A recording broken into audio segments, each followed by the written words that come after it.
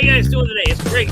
Great day to be here. It's warm here in Michigan. A lot of stuff is happening, and it's like, the things are growing. We may actually get some stuff growing here. A lot of stuff happening. We're in the middle of the graduation sessions. We're in the middle of people running around, their heads cut off, and it's just been a great week of just constant sort of chaos. But we're here to help you, though. We're here to help you, we're kind of like those security animals. We're your security pets today. So we're going to help you through this day of trauma and glory. And then we're going to do that with Mr. Mark Sweetman, who is your host and MC. Hey, how's it going? Good. I'm doing a new portrait angle rather than the landscape I normally do. And if I'd known my gut was going to be hanging out in this photo, I probably would have decided not to do that. But what the hell? I have earned my gut, so I'm just going to keep it. What can I say? All right. Yeah. And as you can see, my lovely bride Susan is not here. Oh. She's out of town, and she freaks out when I mention that I don't know what she thinks is going to happen. I think she thinks all the groupies are going to be, flooding the show if she's not around or something. So true, yeah. Whether did you get a poem from her? I didn't. I did not get a poem from her, and that's unusual. But I did have some connection with her today. She did have a meeting with an old high school friend of hers who's a published author, and they were going to talk about writing. Okay. And so then hopefully something that proved to be fruitful. And I know where she is. She sent photographic evidence. Well, I've already said she's out of town. I can tell you. She's in LA with our two oldest boys. Okay. I guess. Okay. So just to fill in. Yeah. My book, Dangerous Book for Boys. Oh, I like some quotes from Shakespeare. How's that? Oh, let's hear it. All right. Let's do this one. To be or not to be, that is the question. What is nobler in the mind, to suffer the slings and arrows of outrageous fortune, or to take arms against a sea of troubles, and by opposing them, end them? Hamlet, Act 3, Scene 1. Here's another one I like. Cry havoc, and let slip the dogs of war. Can you guess who did that? Say it again. Cry havoc, and let slip the dogs of war. I don't know. Julius Caesar, Act 3, Scene 1. No, well, that's still Shakespeare. So yeah. Still Shakespeare. We could do Shakespeare, or we could go to another part of the book that has poems that you should know. Oh, great! You're gonna ruin my liberal arts cred. Thanks. Hey, I was taking graduates around, and basically they were so high they didn't even know they graduated. Okay. Oh, today? Oh, yeah. They were just like, hey, who are you? Why are you here? You're in this world thing. Are you going to go graduate? I don't know if I can, man. I don't know if I can move. I don't know if I can, man. Oh, here's a good one. This is at least U of M had their graduation. And you know what? Have you been to a graduation at U of M before? No, I've been outside them, but I've never been inside. Let me tell you, there are protests at U of M graduations every year. So now the rest of the nation's universities are catching up, though. That's the way I see it. That was today. Yeah, that's pretty much this whole week has been kind of like, well, we've been doing that all the time. There's been and I think that's why it's so relaxed around here. Is that what's the big diff? Just put on the diag and leave them alone. In our show last night, we had two graduates, Kanal and Eileen. We're both graduated on Saturday. Oh, okay. And so I said, so we'll have a big crowd tonight, right? And they go, oh, no. I go, your parents didn't stick around to see you do stand-up? Oh, no, I didn't tell them I do stand-up. They're paying for a U of M degree. I don't want to let them know I'm doing stand-up. There you go. Yeah, no, they'll be worried at that point. They'll fly out on a plane to come get them. Exactly. Okay, now this is one that will reflect. Should see who they're talking about. Okay. Okay. Ozymandias. I met a traveler from an antique land who said 2 vast and trunkless legs of stone stand in the desert near them and on the sand. Half sunk, a shattered visage lies, whose frown and whose wrinkled lips and sneer of cold command tell that its sculptor well those passions read which he survives stamped on this lifeless things, the hand that mocked them and the heart that fed. And on the pedestal the words appear, my name is Ozymandias, King of Kings. Look at my words, ye mighty in despair. Nothing besides remains round the decay of that colossal wreck, boundless and bare, the lone and level sands stretch far away. You're just trying to make us miss Susan, aren't you? Yes. See, all right, we got no Susan here, so we don't have an agenda. But do we ever stick to it anyway? I think maybe we get 2 items off of her poem over here. So let's bring our crew out here. Oh, I got songs of myself. We can talk to the masturbation section of Walt Whitman. That's a whole show. Let's save that for a whole. Save that for a whole show, and we'll have the 4 different takes on it. We'll have Mark, Andy, Sam, and Jason's take on Walt Whitman's masturbation. There we go. Okay. Sound good. Yeah. Was Leaves of Grass about marijuana? Do you think? Probably. That's what I was thinking. All right. Anyway, let's get the boy. I'm gonna get the boys out here. Okay. The boys. Listen to this. All right. Here he is from New York. He's been a constant presence on this show for at least. You got to do it like a baseball thing, man. You introduce him, and I'll bring him on after you introduce. You go ahead. You introduce him. Do the baseball. All right, now, batting at 154. It's like your lead on. Sammy. You never played baseball, did you? No, I didn't. No. Okay. All right. That's plainly obvious. All right. Now that I know what you're doing, I'll do it. Batting number 1. From Washington, D.C., the mostest since the hostess. I don't know. Here he is, Sam Greenfield. Bob Merrill just killed himself again. Again. Number 2, Derek Jeter. Number 2. Jeter. You know, everybody that does the stadium announcer voice is impersonating Bob Merrill, whether they know it or not. You know, even if it's a bad one. You know. So. I saw an interview with Joe Garagiola. Yeah. And they asked him, "Were you really that bad a hitter?" He said, "Was I bad? I got the take sign on 3 and 2." Did you ever see? They rarely did it, but whenever Joe Garagiola and Yogi Berra got together for like dinner speaking engagements and stuff. Oh, that was great. Oh my God, it was just because they grew up childhood friends, right? Dago Hill in St. Louis. It's what it was called. One was drafted by the Cardinals, the other was drafted by the Yankees, but they remained friends their whole lives. So. And by the way, Joe Garagiola, for all his protestations about his hitting, was one of the stars of the 1946 Cardinals when they won the World Series. He was one of the hitting stars, and Ted Williams was not a hitting star in that series.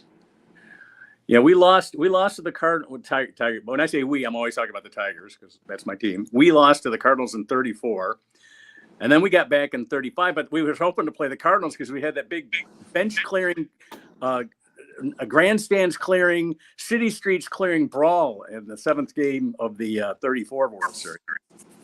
That's against 90 years ago. What's that? That's 90 years ago.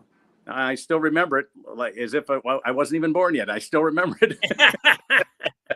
But we won the next year and we beat the Cubs, continuing their World Series drought. And then we didn't make it the next year. It was the Cardinals again, and I think they played the Yankees again. But anyway, about the 40s. We're talking about 1935. 1935 is when Detroit was the city of champions. We won the World Series. The Lions won the NFL championship. And then it wasn't 35, but in 36, the Red Wings, or maybe it was 30.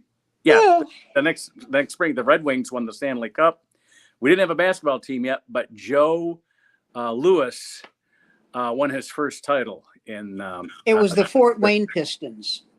It was the Fort Wayne Pistons back then. Yeah, they didn't come to Detroit until the 50s. So anyway, they were the Zollner Fort Wayne Pistons. Wasn't there a comedy club, Snickers, in Yes. Fort Wayne? Yep, they did a TV show. They did a TV show on Wednesday night, and then you worked Thursday through Saturday. My memory of that place was when you walk out on the stage, for the show, the live show. Yeah. That floor was so slippery. It was like you had to walk very gingerly, or you would fall dead on your ass. But my other memory was I met a woman there who was, I'm short, right? She was 5'11", blonde. She was Jessica Rabbit. There you go. Okay, she walks up to me after the show and she goes, we have a beautiful zoo here in Fort Wayne. Would you like to go see it? I go, well, it's 10:30 at night. And she goes, no, I mean tomorrow. I said, yeah, okay. So we go to the zoo and she goes, my apartment's like 2 blocks from here. And all I can remember saying is, oh, thank you, God.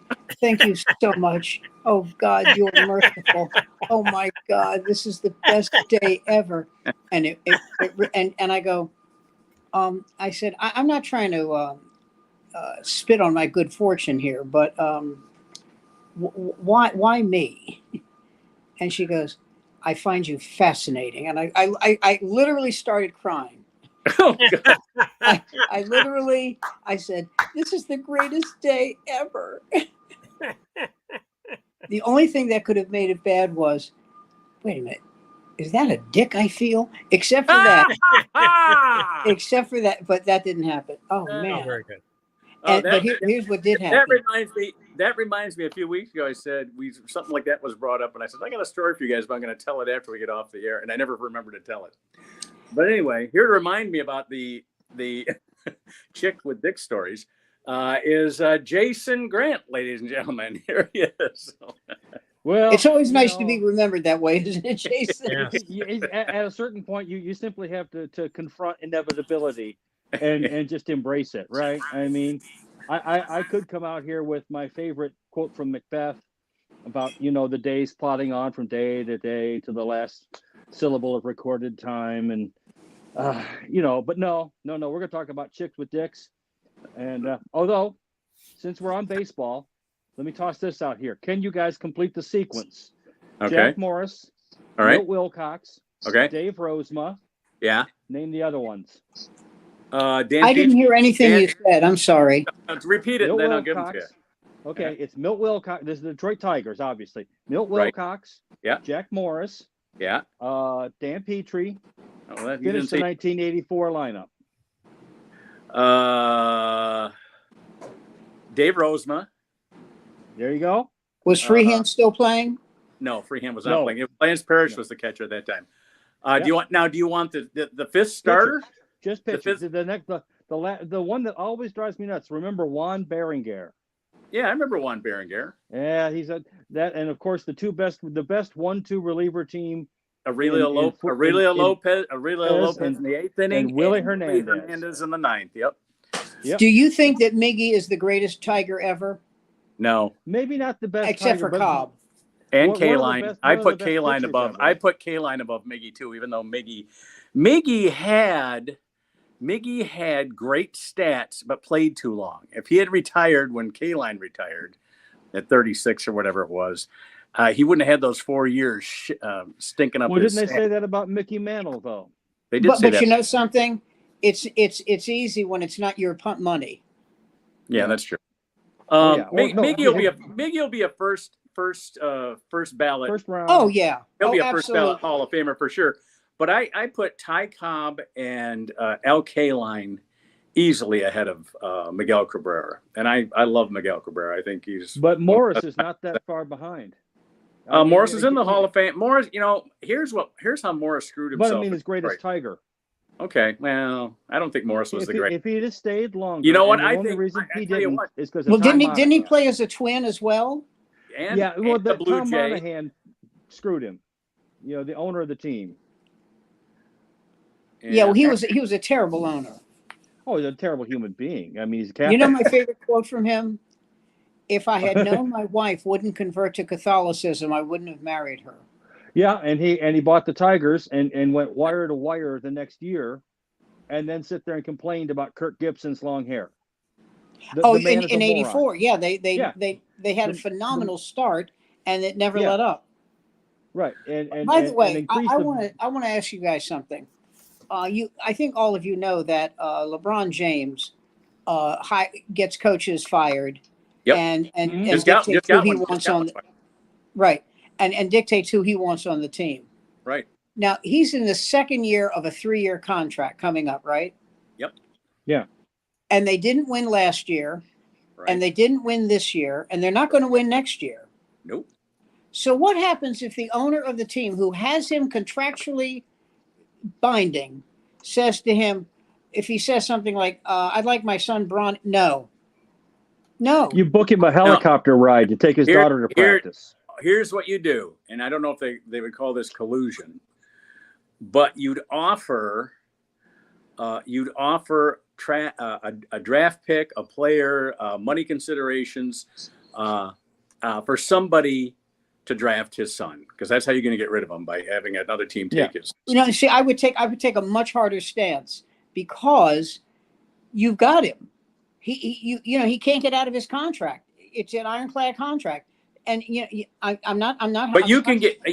I'm saying you can get rid of him if his son goes to another team. You'll be able to trade him to that team. I want him to leave. Listen, I want him to leave with a bad taste in his mouth. Okay, that's what I want. Book him on a Paul Wellstone tour. Get him on there Paul you Wellstone's go. airplane. Oh man. There you go. Oh man, where were you last? The Ken Hobbs Memorial Airline. Where were you last night, Jason? Last night, I was laying on my bed, having some real serious problems because I'd worked in the yard all day long, and by yard I mean the front yard, not the prison yard. And I had real serious pains in both my left and right arms, and was turning a beautiful shade of blue, and realizing I'm not as young as I used to be, and that I've got a real problem. And if I don't fix it or address it soon, you guys will be doing the memorial Jason Grant podcast. I want you to find someone who's as young as they used to be. Yeah, nobody is. No one is. That's where I was. In all seriousness, I was laid out like an 8-day wash, and it's like, okay, this has got to stop. I got to do something about this, because like I said, I have the heart of an ox. It's in a glass jar near my bed, and even it's telling me that I need to do something. I know I complain and all that, but I need to do something. Let me tell you guys something. And I hate saying this, but I don't hate saying it. When you get to be my age, okay, this is for all of you. When you get to be my age, every time you feel an ache, you're going to say this. All right, this is it. This is the one. This is it. All right. I actually, I don't want to say this too loud because I don't want to freak them out. I actually think of what I'm going to look like when I die, and I want to die smiling. So there's about 3 things that you can be doing during that time, I guess. Well, actually 2. Name the 2. I'll give you the third one. Okay, that I'll be doing. No, what will have to be happening to you in order for that, or what will have to happen that will bring the smile to your face as you pass away? A smile on my face. Yeah. What is it? It's not being a Keith Carradine wind chime, is it? No, and it wouldn't be a desk clerk at the Ray Combs Motel. Oh. You know what? We need a chroma key operator for the inside references. Comedy's inside references. Well, I mentioned a name that I don't think any of you guys know. Do you know who Ken Hubbs is? Not offhand. Ken Hubbs was a Chicago Cub. He was the Rookie of the Year. He set a record for errorless games by a shortstop, and he died in a plane crash that year. Oh my God! 22 years old. Oh, good Lord. Ken Hubbs. All right. So what do you do? What's gonna put the smile on your face as you pass away? Let me see. My weekend with Marcia Delabadia. Okay. my weekend with Teresa Tom. Mm-hmm. All right, that's two. If you haven't had the third, I got a third one for you. Okay. Third one is you hear of the passing of Donald Trump in prison. Yeah. No, that won't make me smile. What that about will make me cheesecake? that will make me pull a leg muscle by doing a somersault.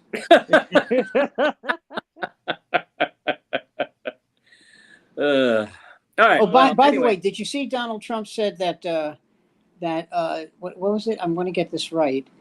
That Biden is running a Gestapo-like administration. Right.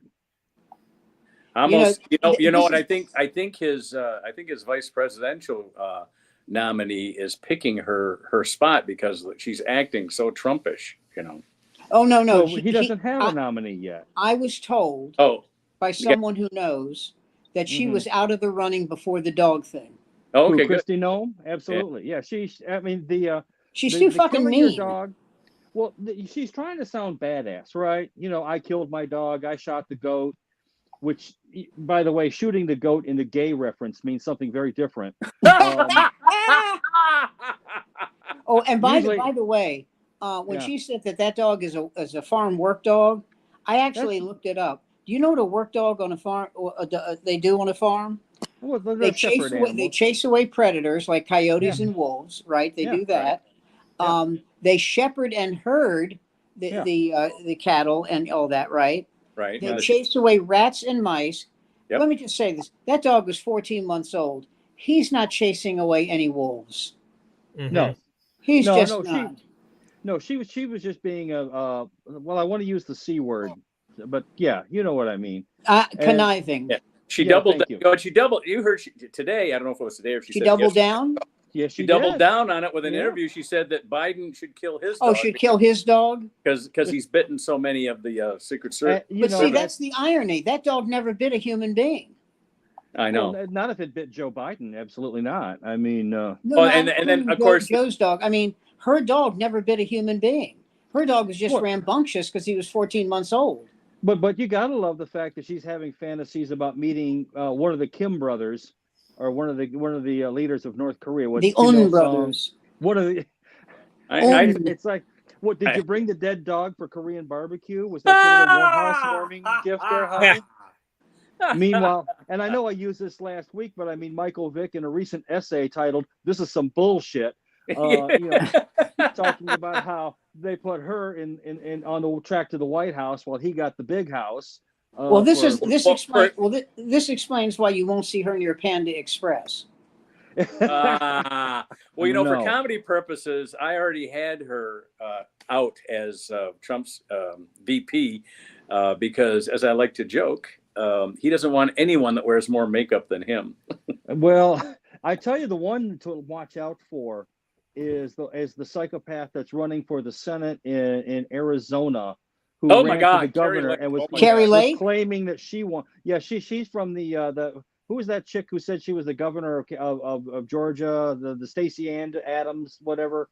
She's of a similar sort of cut in that. Even though the votes keep coming in saying you lost, she's saying, but we're going to be winning, and we're going to be winning, and we're going to. It's like honey, sugar. But you know the thing that's amazing about her, Carrie Lake. Many things. She voted for Obama. Wow. Yeah. I mean, she was a reasonably normal person. I'm really under the impression she snapped her cap. Probably. Yeah, I mean that sounds about right. I mean, a crazy person, a crazy narcissist psychopath in politics shouldn't surprise anybody. But, not at all. I mean, but I would much rather go for at least the lovable. Remember Rob Blagojevich, the governor of Illinois? Yeah. I mean, at least I loved him. I loved him. He was great. I mean, you know why? Because it was like, governor. Are you a crook? And he'd go, Yeah, describe crook. Yeah. Yeah, exactly. Define thug. Yeah. What are you supposed to do? You're the governor of Illinois. I mean, come on. What? You're going to be a quiet vote early and vote often. Exactly. You know what happens to nice people in that job? They end up 6 feet under. That's what happens. That's the nice people. I give you Anton Cermak. Yeah, exactly. Everybody know who that is? Oh, that name sounds, it's right up there. He's Anton like Cermak was the mayor of Chicago. Yeah. And he was very unpopular with a lot of people. Mhm. And FDR came to visit him at a fundraiser in Miami. Yes. Yeah. And a crazy Cuban guy, Shot him. redundant, named Joseph Zangara, Yes. stood up on a chair because he was short to shoot and kill FDR. The woman standing next to him saw this, knocked his hand away, and it killed Cermak. Right. And the guy who did it ended up in the electric chair. That's correct. And Cermak's last words were, "I'm glad it was me and not you." To which Cermak's wife said, "The fuck did you say?" But yeah, and the guy Joe Zang, he got the chair. And got it quick too. I mean, let me describe quick. 10 days. Yeah. Well, 10 days. Justice. I mean, even Bruno Hauptmann was going, "Wow." Man, his wife to her dying day insists he didn't kidnap that baby. Yeah, right. Then what's he doing with $100,000 worth of gold certificates from the Lindbergh ransom? Mega Millions. Mega Million. I'm not going to. Oh, sorry. Wrong contest. Yeah, I mean, it's one German knocking off another German. That's not necessarily a bad thing in the 30s, is it? I mean, well, it's an interesting thing. I read a book about where it's called "When They Failed." I don't know if it's still in circulation, but it's about people who had great careers in as leaders, national leader, and where they screwed up. And in almost every case, it was like Anwar Sadat was a great world leader, but within Egypt, he was considered a cruel and tyrannical despot. Bismarck was considered a great world leader, but within Germany, he was considered incompetent. Not cruel, just incompetent. So, it's always local politics that do these people in. Well, Lindbergh getting up cozy with the German-American Bund. I mean, not quite, but I mean, he kind of knew where the office was, if you know what I mean. But the interesting thing about that is there was never an apologia. I mean, that's actually how he felt. It wasn't like I was duped. I didn't know what I was doing. He knew exactly what he was doing. Well, Joe Kennedy was tight with those people. Exactly. I mean, Henry Ford. He wasn't the only one by a long shot. Henry Ford. Yeah, I mean, it didn't play out well, didn't it? Didn't Henry Ford coin the term the international Jew? No, it was a newspaper he printed. The Protocols of Zion, which he helped to promote. And by the way, if you have a newspaper called the International Jew, there's a good chance you're not a fan of those people. But I'm told that the Jews like to read it because it was like, hey, listen, according to this, we're in charge of the money, we're in charge of publishing. Yeah, listen to it. Well, then the reason he called it Uncle that is, Murray's in charge of everything. Yeah. The reason he called it that is Kike was already taken. Yeah. So. Oh God. I mean, but Henry Ford, who damn near destroyed his own company during World War II, in 1943, Ford Motor Company was on the verge of bankruptcy, and FDR personally signed the discharge papers for Henry Ford II to get out of the Naval Academy. He was then installed by Secret Service, who then escorted his daddy and that motherfucker Harry Bennett out of the office. Harry Bennett? Unfortunately, Harry Bennett lived for years. Fill me in. Harry Bennett was his henchman. Harry Bennett was the guy who was broke Ford's strikes. henchman. Yes. Ford's henchman. Yeah, he was very famous for always having a sidearm that he used to. He's not well loved in these parts. He lived in Ypsilanti too. Yes, he. Did he really? No wonder rent is cheap there. Right on the Huron River, he had a castle right on the Huron River that had its own escape onto the Huron River. The good news is he died alone and broke in an Arizona rest home of cancer, being slowly eaten by the most painful form of that disease. And so he was like Roy Cohn. Yep. Yeah. In that regard. In that regard, exactly. In fact, the two would have deserved each other. It would have been like, how long can we keep them alive just so we can watch them suffer contest? And I would have chipped in. If you think about, I always tell people this: karma is not like if you do something bad, it comes back to you. Karma is literally, it's misquoted. It's your inexorable fate. Yeah. So when forget, Oedipus Rex was told, when Oedipus Rex's father was told, your son will come back to kill you, that's why he got rid of him. But the whole thing was, you'll be killed by your son. Your son will marry your wife, his mother. Mm-hmm. And what happened? They met at a crossroads. They got into a fight. Oedipus killed him and then married his own mother. Yeah, but that happens in Kentucky all the time. I mean, it happens in Ypsilanti quite a bit too. So it happens in Tennessee now. Oh my God. Yeah, but things like Robert F. Kennedy, Senior, worked with Roy Cohn to help put Ethel and Julius Rosenberg in the electric chair. Yes, he did. They worked cheek by jowl to accomplish that feat. So when you talk about fate, I mean, I'm not saying he should have ordered the salad and have Sirhan bring it out to him. But sometimes people change. People change. But Roy Cohn, to his negative credit, never changed. No, Roy Cohn was, again, just a special form. Again, how many of those widows and whatnot who would love him until he'd fleece them of their money, and then they weren't so kindly towards him. Did you ever see the documentary Where's My Roy Cohn? Yes. Wow. Yeah. Wow. The funny part about the Harry Bennett thing is he used to call his department the service department, and nobody ever called the service department. Well, to finish the story, though, Henry Ford II was installed to save Ford Motor Company, and consider this is during World War II, when you have who knows how many billions in defense contracts, and your senile old man, and his Nazi-loving henchmen are destroying the company.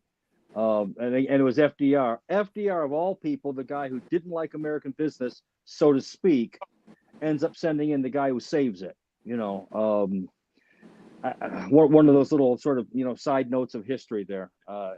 Anyway, I'm not a big fan of Harry Bennett. What can I say? Or for that matter, the old man there. He had a few good ideas, but kind of went sideways. Did the International Jew, that newspaper, did it have a sports page? Hunchback kids, okay, Yeah. What was that saying? That newspaper, the International Jew, did it have a sports page? Well, it was a big paper but even Henry Ford came to repudiate that, but it was too little, too late. Later in his life, again, you talk about people who changed. I don't know that he grew to love the Jews, but he was not quite so vituperative. Well, he said, Father Coughlin, you drive this. Yeah, exactly. But unfortunately, I mean, while it's a dark subject, unfortunately, Jew hate was so wide then. I mean, the SS St. Louis was turned away. Really? Well, we could. Oh yeah. Well, they're in here in New York City on the Upper East Side, the buildings, the old apartment buildings. Uh-huh. Yeah. The I don't know what you call it. The like ceramic work. It's not ceramic, but you know what I mean. The stone masonry work at the very, very top. Okay, until 1980, those were swastikas. Yeah, were they like the good luck kind, or were they like the Nazi? I've never heard of one called a good luck. Look what I got you, honey. They were initially a good luck symbol from the Hindus. Well, they had a thing. They had a thing in New York. I don't know if they still have the Steuben Day parade. Oh, really?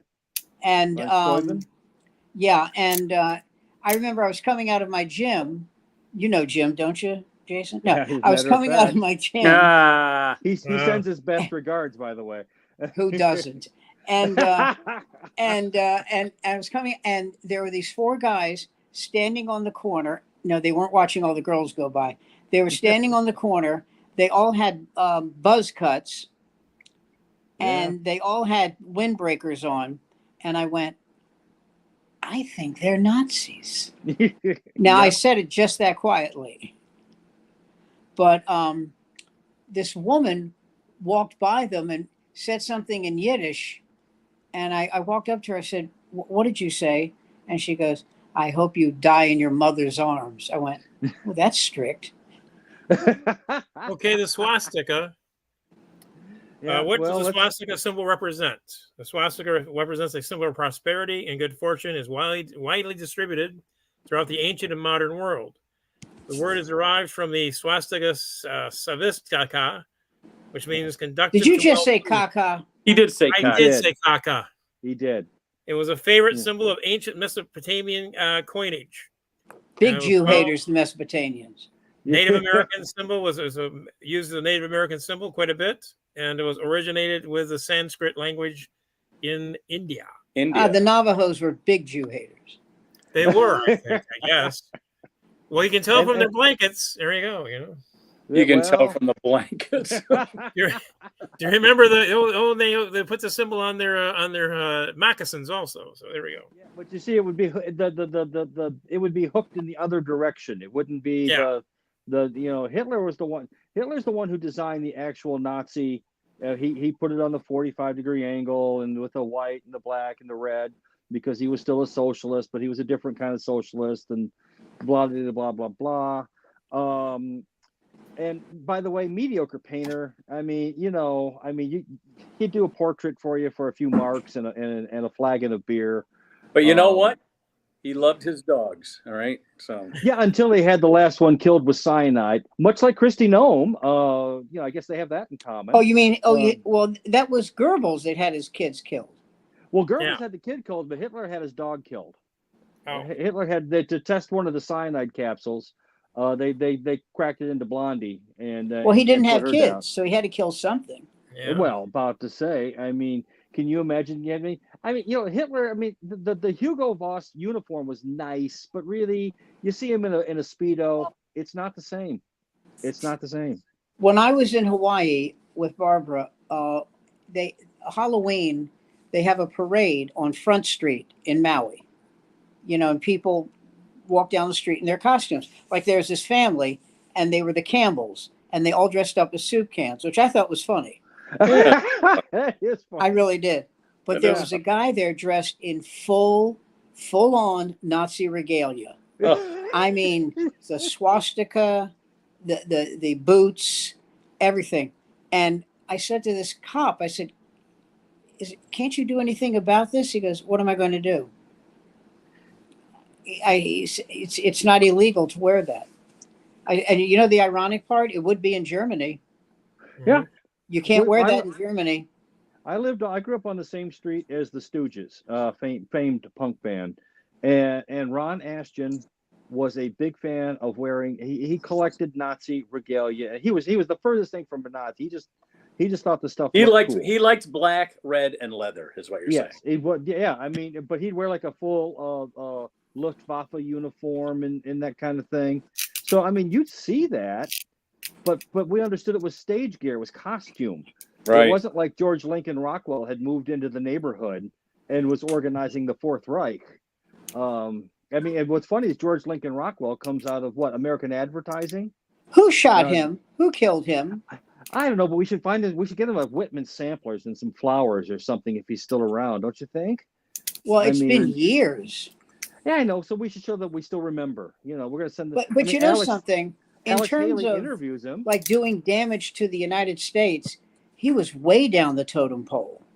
Oh, sure. I mean, I told you this story. When I was in high school, my friends and I used to call the American Nazi Party. We called it so often, I actually remember their address, 625 North Rogers Street, Arlington, Virginia.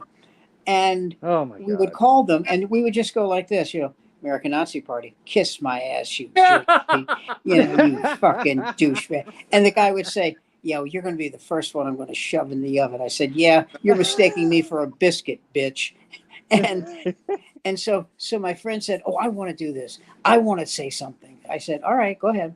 So we called him again. And for reasons that escaped me, he got nervous and hung up. I said, they're not tracing the call. Okay. You're going to be on the phone for 8 seconds. Don't puss out on me. So they do, we call again, American Nazi Party. This is what he said. Hotsy totsy, you're a Nazi. I said, Yeah. I said, I'm going to smack you in the face. That's very funny. I said, that was your one shot. He goes, what do you mean? I Sure. said, because you're never going to call again. You don't have the nerve. He goes, yeah, I guess I don't. I said, they can't see you. It's like a lineup in a police station.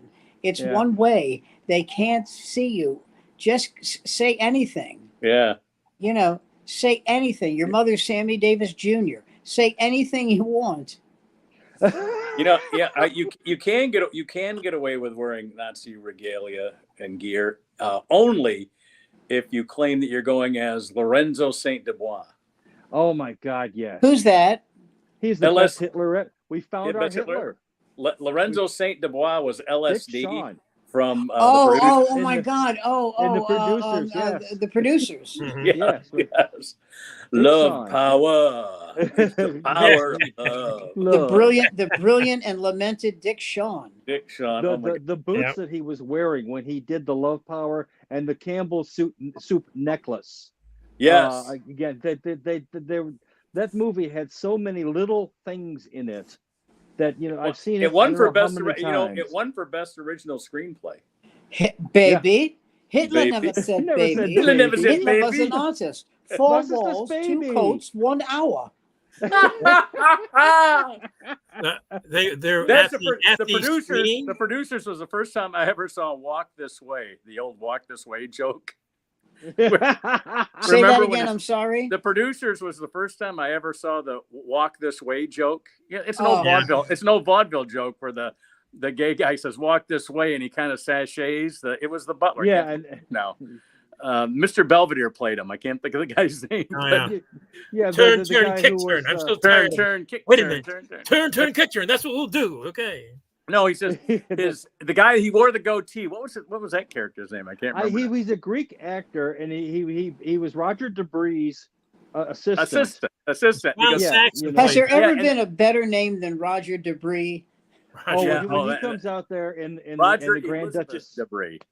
Yeah, when he's dressed as the Grand Duchess Anastasia, he goes, Yes, I do know. yes, I think I yes. look more like Tugboat Auntie. Be Yeah. brutal. They will.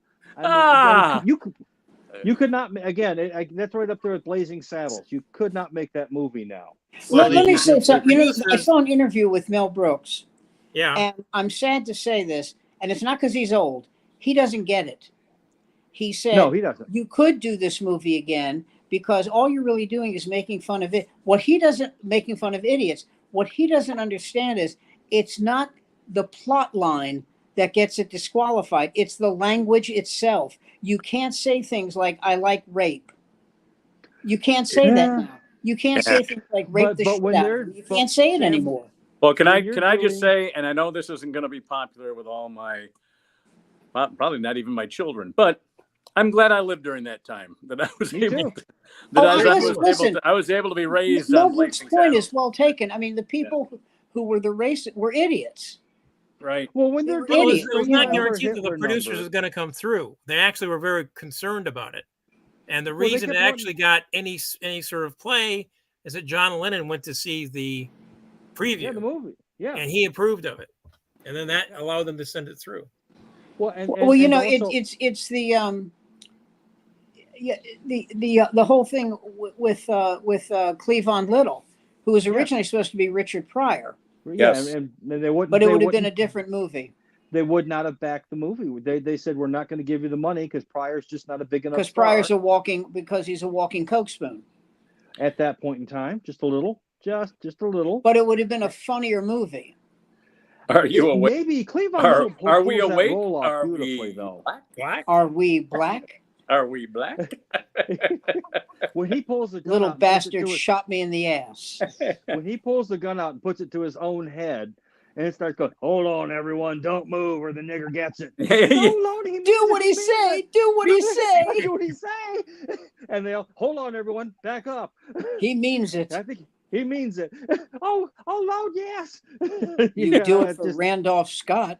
Scott Randolph Scott. When the old lady brings the pie and says, "Listen, sorry for the up yours," just, Oh, yeah. Again, the Oh, by the way, Love that the old woman movie. starts getting punched in the stomach, Yes. Yeah. Have you ever seen anything so horrible? No, she said, have you ever seen Brutality. such?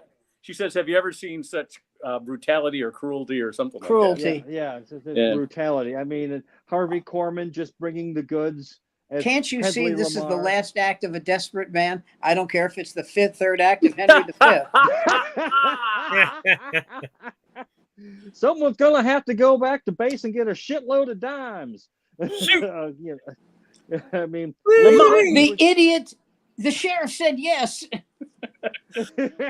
they said he Good was God, hung, Lamar! and they Can't was you right. see? Can't you see this man is a nit?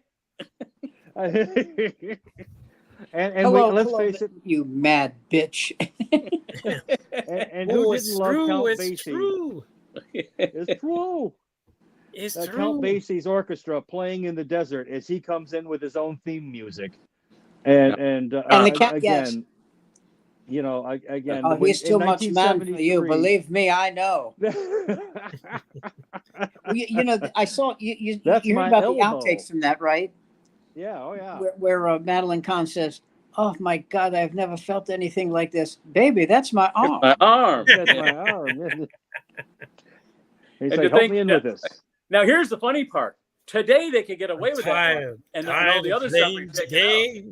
Yeah, this today that would be okay to say that's my arm. Oh, that'd be fine. Yeah, sure. but Yeah, they'd be fine today, but they dump half the other dialogue, you know. and then they have no idea how to end the movie. And boosting my balloons. They end the movie by busting out from one set into another set where Dom DeLuise is out there, you know, directing a movie. Watch me, faggots.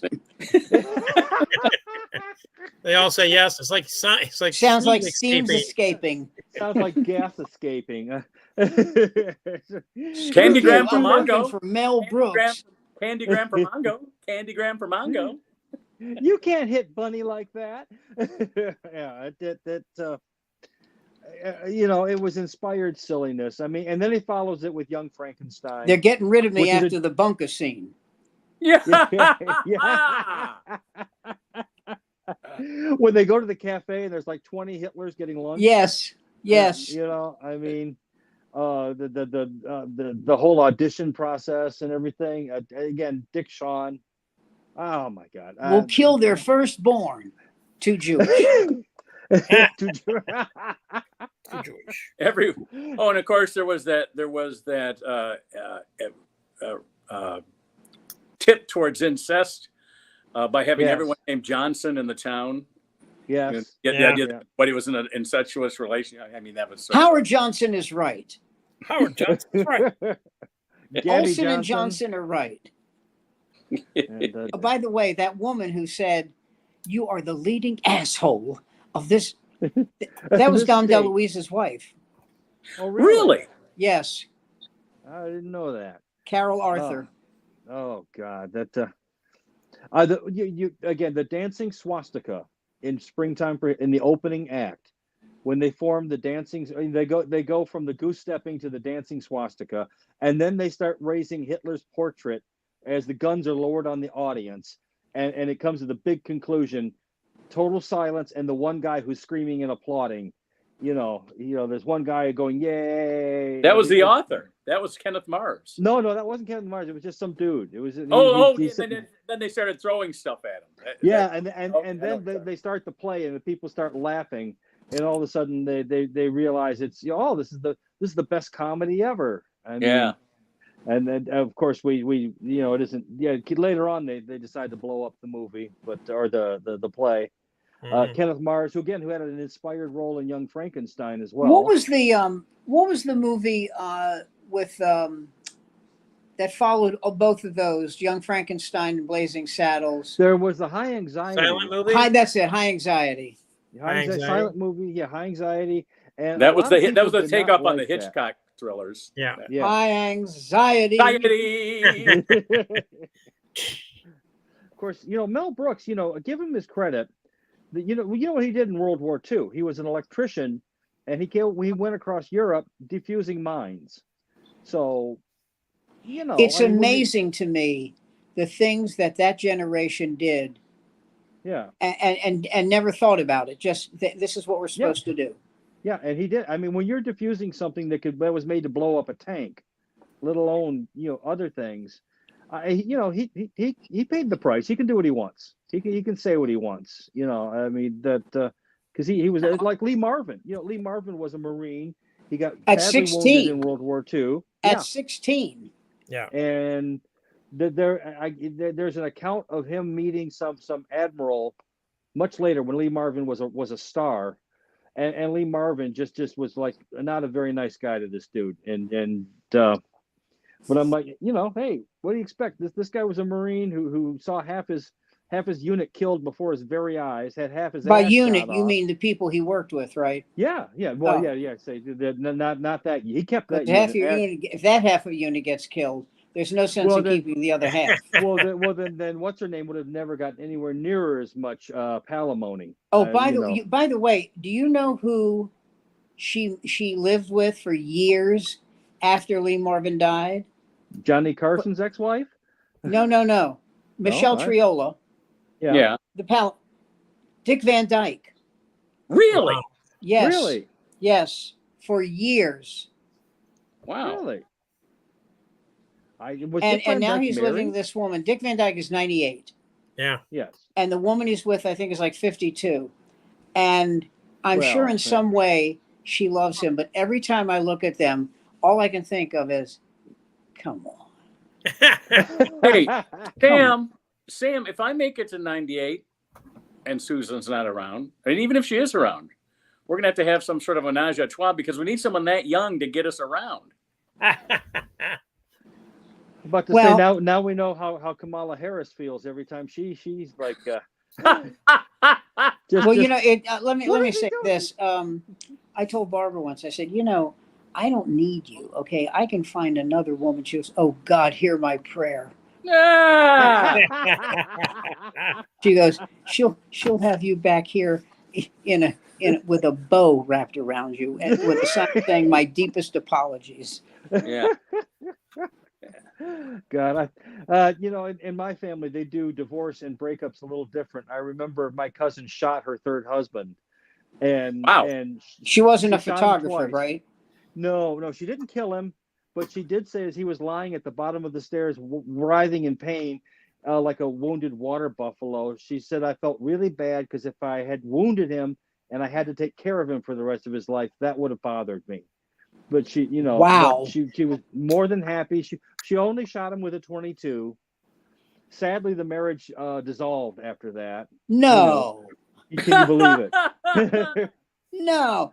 But my ex-wife's father, after his first wife, Julie's mother, passed away, he married this woman, and every time I tell this story, I wind up laughing.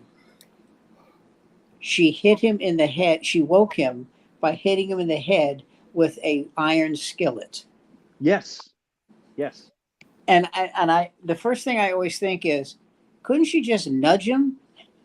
Well, my cousin, with her fourth marriage, did that to her fourth husband, who was even worse than the third one, beat the hell out of her, put her in the hospital for about a week and a half. Wow. And she waited, and in typical Southern woman's fashion, she came home. She was sweet as pie. She made him dinner, and then waited till he got good and drunk, and then walked into the living room where he was and proceeded to beat him with an iron skillet till he was damn near dead. After that, he had the good taste to get cancer and die very, very shortly after that. And she kept his. He probably figured that was a better way to go. Well, at a certain point, I mean, you stick with the devil, she didn't have that good of a right cross with the baseball bat, so it's even. But hey, remember, by the way, it has to go. It has to be said. They weren't hit with a Teflon pan. No, iron. It was a fucking cast iron skillet. Iron, they weigh 4.5 pounds. Yeah. And it's cast iron. Yep. And she left dents in that thing. So really? Yeah, well, almost. Holy shit. Well, he died. How do you dent cast iron? You hit Bobby, it let's really show fucking hard. You don't use it. You don't dent it with a skull, that's for sure. Well, I'm being a bit. Somebody had a poetic. metal plate in their head or something like that. But she kept his ashes in a box on top of the fireplace, and I liked that. And when she died, his ashes, by her description, again in the will, Bob is to be placed in my casket at my feet and between my legs, the only place he ever did me any good. And which I thought was nice. And I put the ashes down there, and it's like, till death do us part, Bob. Oh no. She's right. He's to this day, he's raised down there beneath her ruby, her those ruby slippers, that the Wizard of Oz, she demanded to be buried in. These red high heels. So yeah, some people, I don't know, I can't explain it.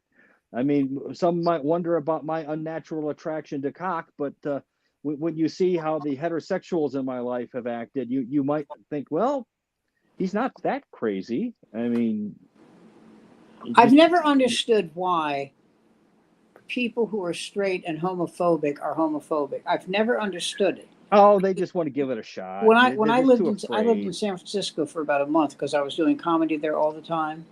Yeah. If you're a straight male, wouldn't you want a lot of guys in that town to be gay? Absolutely. I had a buddy who in college had to take a dance class. He was one of two straight dudes in college in a dance. I mean, so he ran through the whole, all the women there were like, oh, you could have just stopped that he ran through the hole. Yeah, that's exactly what he did. I mean, you get laid like carpet. Oh my God, he was a 19-year-old athlete going to college, and the bitches were just lined up around the corner to pirouette and jeté over the unit there. I mean, a guy I did comedy with in San Francisco, he said, one of the great things about this town, and I said, the natural vibe. He goes, don't be stupid. Sorry. He goes, you don't have to be good looking here to get laid. There you go. You don't have to have a great personality. You have to be breathing. Yeah. Speaking of San Francisco, that's actually not true. Speaking of San Francisco comedy, I don't know if I brought this up last week or not, but Will Durst is back. Really? Yeah. I mean, he's not on the grave. I mean, he had that stroke a couple years ago, and he's recovered enough now that he put out a post saying, "I'm going to get back up on stage. Don't expect me to." There's one leaving in 10 minutes. Don't expect me to tour, but he's going to make an attempt to get back at it. Everything I liked about him went out the window. What happened now? With Will Durst? He accused me of stealing a gig from him. Oh, he let me stay at his house. He never lets anybody stay at his house, but he let me sleep over. And he said that he got a phone call from a guy who was booking him for something, and the guy said, whoever answered the phone said, "I'll take the gig," and he accused me. And I said, so I went down the list of reasons that was stupid. I said, number one, they didn't want me; they wanted you. Number two, I would have no idea how to get to that gig. Number three, are you insane? You're letting me stay at your place, and I'm gonna cop a gig out. What are you talking about? And I don't have a car. I mean, how am I going to get to the gig? Why would I? Are you serious that you actually think I would steal a gig from you? And he went, well, I don't know. I said, you don't know. You don't know. Really? And I hung up. Well, I was stunned by that. We were like friendly for a long time. And if you stayed at his house, I think you would be friendly, I said, listen, I've seen your wife. I know the hell you live in, but listen, I hate to say this, but that woman is not attractive.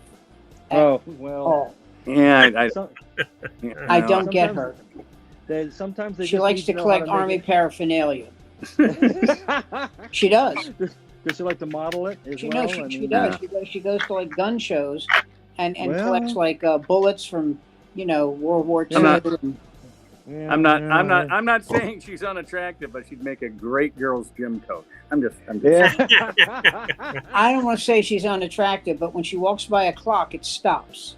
Yeah. Yeah. What are you talking about? The lesbian that we had at our school was a hot lesbian girl swim. I mean, she was about 5'2", 110 pounds, long blonde hair, lipsticky type, hated men with an unbridled passion. Sounds like Carson Kressley. Yeah, it does. It does. I mean, well. Hey, I hear the you guys music. can hear the music. You know what that means? We've wasted another hour of your time, ladies and gentlemen. Oh, by the way, I would like to go on record of saying I have not watched 1 second of the game. Oh. Well, Don't say a word. If you know about it, don't say a word. Oh, thank you. Why, you going to watch it on delay? All right. All right, well, we'll see. I'll talk to you guys after the show. We'll see everybody else next week at 8 o'clock, Monday night. It's the off night. Thank you for I'm joining. departing immediately to watch the game, but good luck, everybody. Good night, Sam. Have a good week. Bye, Sam. Thank you. Stay well. Mark, I will be back next week. I'm sorry again. The last couple weeks I've been busy.